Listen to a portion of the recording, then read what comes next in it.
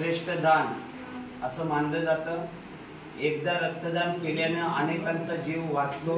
याची अनेक उदाहरणं आपण पाहिलेली आहेत। आज मुरबाड तालुक्यात देवगाव जिल्हा परिषद शाळेत आधार फाउंडेशन सामाजिक संस्था मुरबाड तालुका यांच्या वतीनं रक्तदान शिबिराचं आयोजन करण्यात आलेलं आहे।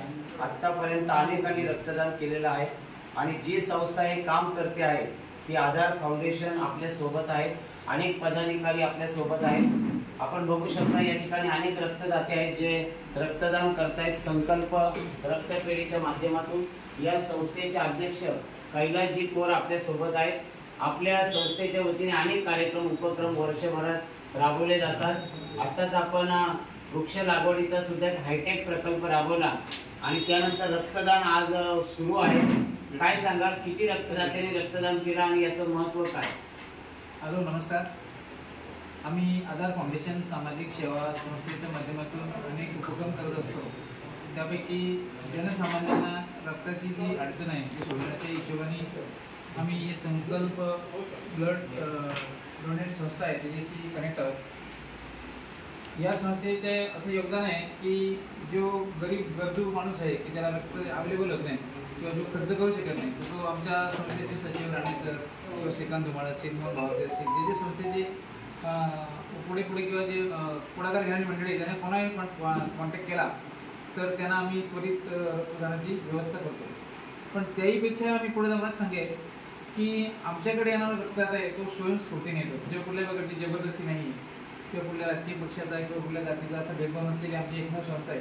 श्रीमंत मित्र सगळ्यांना मिळते, परंतु मनापासून मला काहीतरी समाजासाठी करायचं आहे अशा मित्रांच्या बरोबर राहण्यात जो आनंद आहे तर तो आनंद माझ्या म्हणजे त्यासाठी शब्द नाही आहेत। तर आम्ही आत्तापर्यंत 22 ते 25 लोकांनी रक्तदान केलेलं आहे आणि अंदाजे 60-70 रक्तदान होईल अशी आम्हाला अपेक्षा आहे। आज महात्मा गांधींची जयंती आहे, स्वच्छता हे व्रत त्यांनी अंगीकारलं होतं। भविष्यात स्वच्छतेवर काही उपक्रम हाती घेणार आहेत का? निश्चितच, कारण आता आमच्याकडे सगळे नोकरदार व्यावसायिक लोक ज्यांची मुलं शिकतात अशी लोक सभासद आमच्याकडे आहेत। तर आम्ही काय करतो, वर्षातून 6 ते 7 दिवसच आम्ही सध्या देऊ शकतो। हळूहळू संस्थेचा व्याप वाढला, संस्थेचा निधी वाढला तर मग हे जास्तीत जास्त उपक्रम कसे करता येईल त्याचा आमचा निश्चितच प्रयत्न आहे। मुरबाड तालुक्यासाठी आधार फाउंडेशन संस्था एक आधारवर ठरते आहे।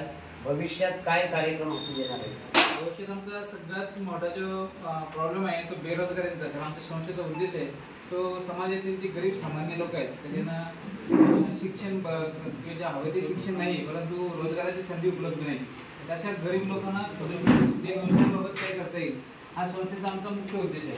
आणि त्यासाठी आम्ही आमचे सगळे सभासद या कामासाठी स्वतःचं कॉन्ट्रिब्युशन काढतो, म्हणजे ते उपक्रमाला येणारा खर्च आमचा सगळ्यांचा समान असतो। अजिबात कोणाला जमलत नाही तर चालते, परंतु जे जे सभासद आहेत ते स्वतःचा वेळ आणि स्वतःच्या उत्पन्नातील खर्च करणारी मला वाटते भारतातील पहिली संस्था असावी। कारण याच्या जे जे जे उपक्रम सुरू होतात ते कोणाला तरी डोनेटच्या मार्फत ते करत असतात, तर आमच्या संस्थेचा आतापर्यंत तरी आम्ही कोणाचा बाहेरच्या माणसाचा डोनेट किंवा स्वीकारलेलं नाही। याच्यानंतर जर मिळालं तर ते आवश्यक विधायक कामासाठी आम्ही खर्च करू। तर मी उलट या माध्यमातून आवाहन करेन की ज्यांना ज्यांना या सामाजिक कामासाठी स्वतःहून सहभागी व्हायचं असेल त्याने आमच्या संस्थेशी कनेक्ट व्हावं। वेगवेगळ्या प्रकारचे उपक्रम विधायक कामं भविष्यामध्ये केली जातील आणि अनेक प्रकारचे उपक्रम मुरबाड तालुक्यामध्ये राबवले जातील।